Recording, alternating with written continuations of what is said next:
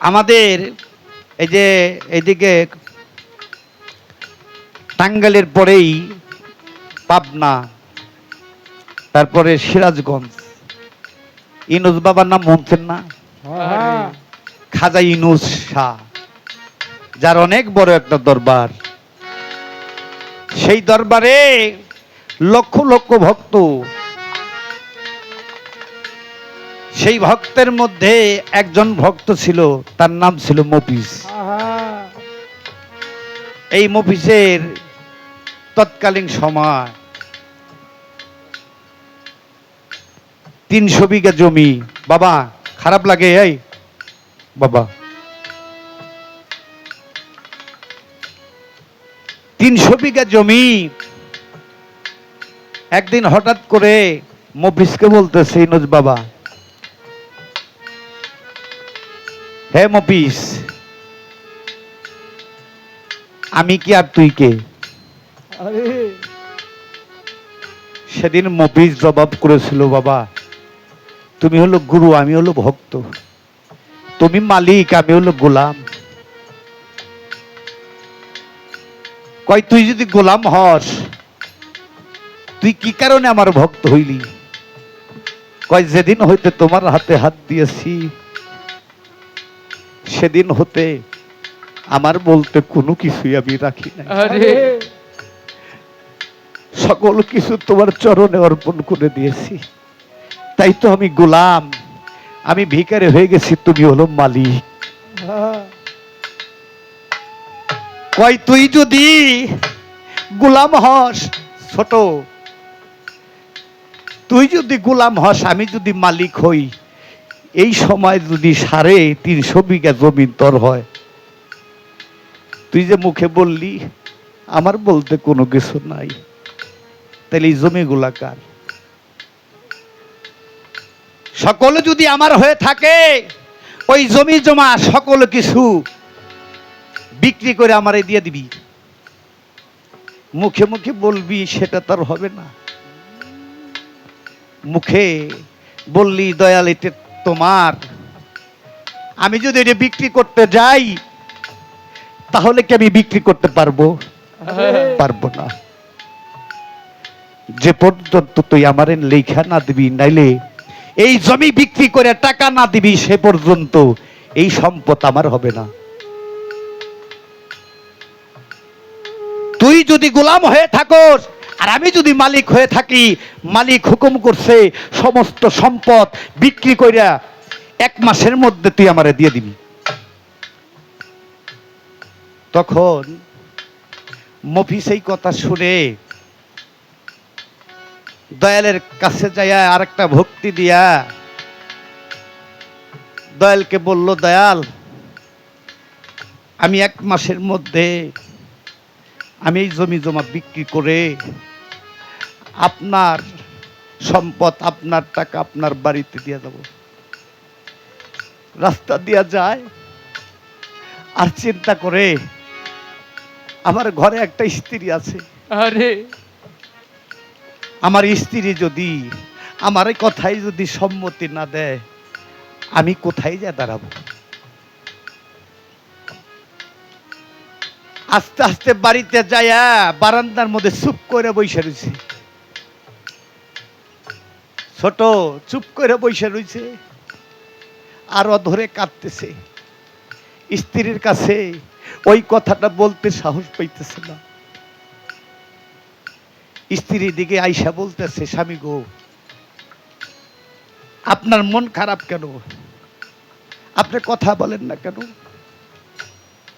সে কথা বলে না। বলতেছে আমি কি যে বলবো, সেই ভাষাটা খুঁজে পাচ্ছি না। কয় না, তুমি বলো, তুমি দয়ালের দরবারে গেছো, কোন সুসংবাদ যদি থাকে তুমি আমার কাছে বলো। কয় দয়াল যেটা বলছে সেটা কি তুমি পারবা? আরে কয় পারবো না কেন? সেই স্ত্রী ছিল গুরু ভক্ত। তখন বলতেছে, স্বামী গো, যেদিন হতে আমরা দুইজনে গুরুর কাছে হাত দিয়েছি, জীবন জৈবন সকল কিছু গুরুর চরণে অর্পণ করছি, আমাদের বলতে কোনো কিছু রাখি নাই। আরে আমাদের আবার ভয় কি? যার জিনিস তারে দিয়ে দিব, আমাদের ভয় কি? কয় দয়াল বলছে 1 মাসের মধ্যে যেন আমরা এই জমি জমা বিক্রি করে দয়ালের কাছে আমরা এই টাকা পয়সা দিয়ে দিই। স্ত্রীর কথা শুনে বলতেছে দয়াল যা বলছে এটা পঙ্খনে পঙ্খনে করতে হবে, সেটা 1 মাস না 1 সপ্তাহের মধ্যে হলেও এই কাজটা করে দয়ালের দরবার আমরা তার টাকা তারে দিয়ে আসবো। বাবারে 350 বিঘা জমি বিক্রি করতে চাইলে কি বিক্রি করা যায়? আর বিক্রি করতে গেলে কি ওই মূল্যে কি টাকা বিক্রি করা যাবে? যাবে না। যার যেমন হইছে ওইভাবেই বিক্রি করে দিয়া টাকার বোঝা মাথায় করে দয়ালের দরবারে চলে আসছে। আসার পরে ওই টাকাটা দয়ালের দরবারে রেখে আবার দয়ালের কাছে যায় দুই পায়ের মধ্যে পড়ে নত স্বীকার করে ভক্তি দিয়েছে। ভক্তি দেওয়ার পরে দয়াল বলতেছে, খাজা ইউনূস বলতেছে এই টাকা পয়সা দেওয়া হয়ে গেছে, তুই এই দরবার থেকে চলে যাবি, এমন জায়গায় যাবি যেই জায়গায় কোনো ভক্ত উজরে তরে তরে দেখতে না পারে। আরে আমার কোনো ভক্ত যেন তোর সাথে না দেখা হয়। তখন মফিজ 2 চোখের জল ফেলে বলতেছে দয়াল, আর মনে মনে ভাবতেছে দয়াল মনে হয় সমস্ত টাকা দয়ালের কাছে দিলাম, দয়াল অন্ততে আমারে বলবো তুই এই দরবারে একটা ঘরের মধ্যে তুই থাকবি। দয়াল তুমি এমন হুকুম দিছো, আমি কোথায় যাব? যেই জায়গায় গেলে আমার কোনো গুরু ভাইয়ের সাথেও দেখা হবে না, যারে দেখলে আমার দয়ালের দেখা হয়ে যায়, আরে যারে দেখলে আমার সুবান চানের দেখা হয়ে যায়, যারে দেখলে আমার ইব্রাহিম চানের দেখা হয়ে যায়।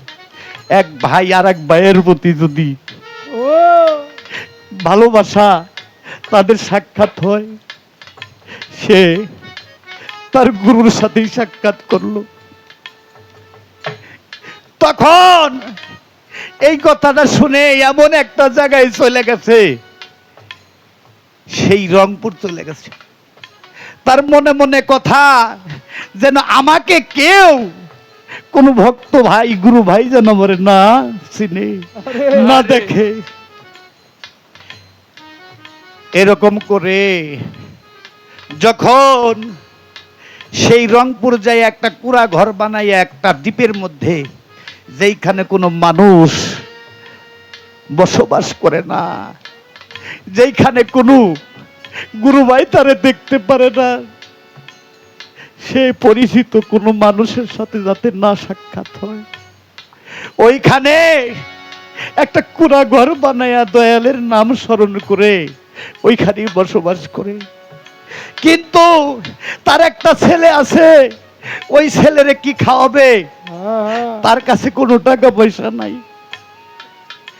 এখন বলতেছে আমরা হয়তো বা না খায়া থাকতে পারি, আমার সন্তানরা তো না খায়া রাখতে পারি না।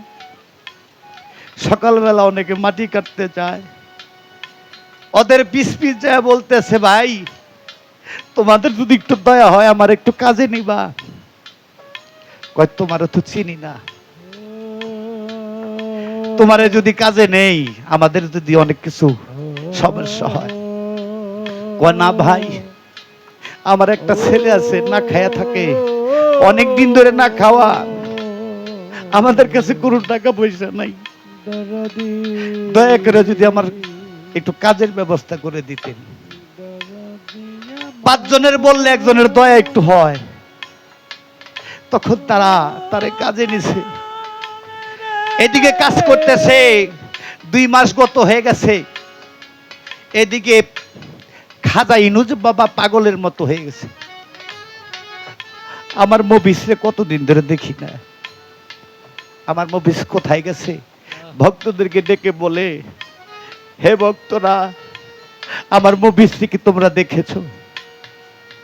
কয় না বাজান, যেদিন হইতে তুমি দরবার থেকে বললে তুমি এমন জায়গায় চলে যাও যেখানে আমার কোনো ভক্ত যেন তোমার দেখতে পারে না, আরে সেই দিন থেকে আমরা তাদের আর কোনোদিন দেখি নাই। কয় আমি জানি আমার মফিজ কোথায় আছে, আমার ভক্ত কোথায় থাকে। তোমরা কি জানতে চাও? তোমরা রংপুর চলে যাও, রংপুরে যায়া দেখো একটা দ্বীপের মধ্যে ছোট্ট একটা কুড়া ঘর বানায়া সেই ঘরের মধ্যে আমার নাম স্মরণ করে ও কান্নাকাটি করে। বাবা, গুরু জানে ভক্তের ব্যথা, আরে ও আর ভক্ত জানে গুরুর ব্যথা। গুরু জানে এই ভক্তের ভালোবাসা। দরদি আমার সবার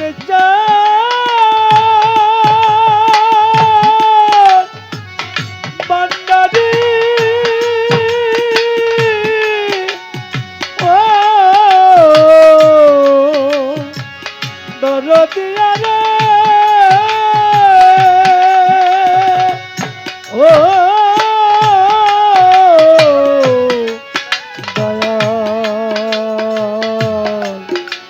দয়াল রে আমার ও